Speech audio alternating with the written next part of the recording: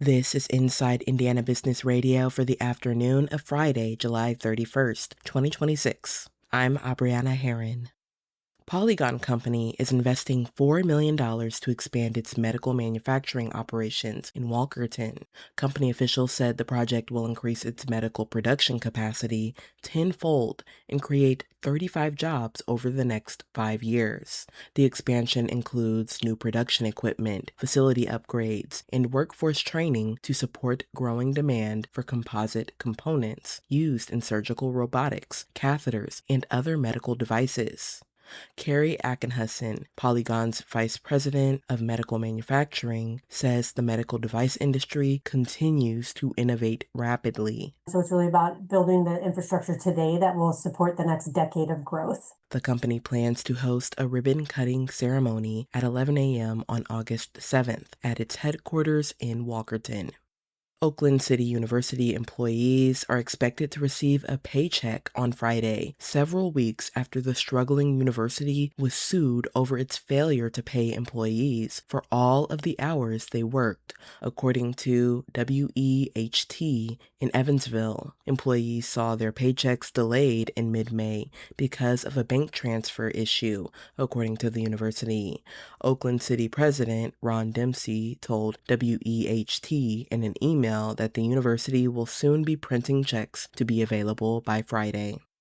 Indiana Senate Pro Tem Rodric Bray announced Friday that he will not seek reelection to his leadership position in November. Bray, a Republican from Martinsville, has served in the Indiana Senate since 2012 and as leader since 2018. Inside Indiana Business Radio on Demand is made possible by the following.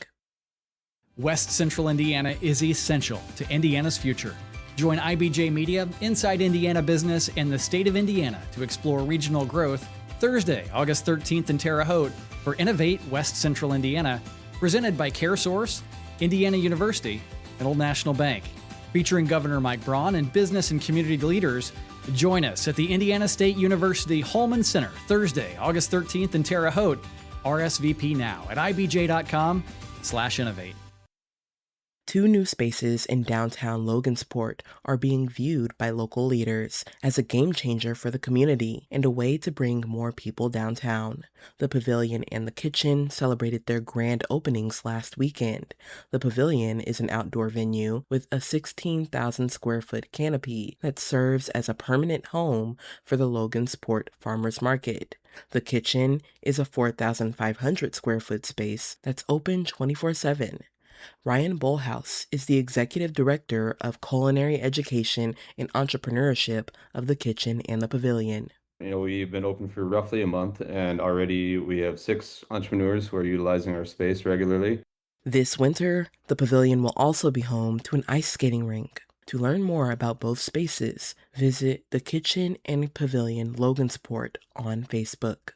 Agricultural giant Corteva Incorporated on Friday announced the company's separation into 2 independently, publicly traded businesses will happen October 1st.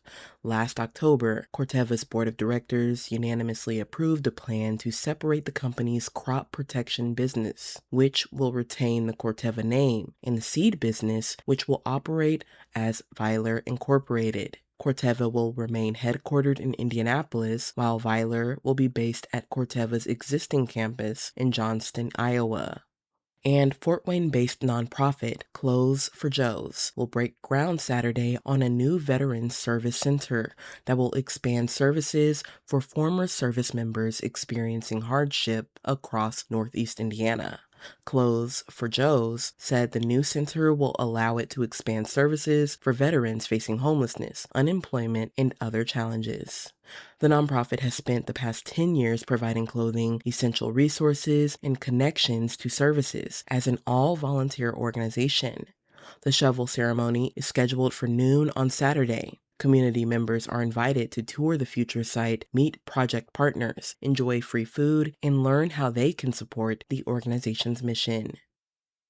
I'm Abriana Herron for Inside Indiana Business Radio on Demand.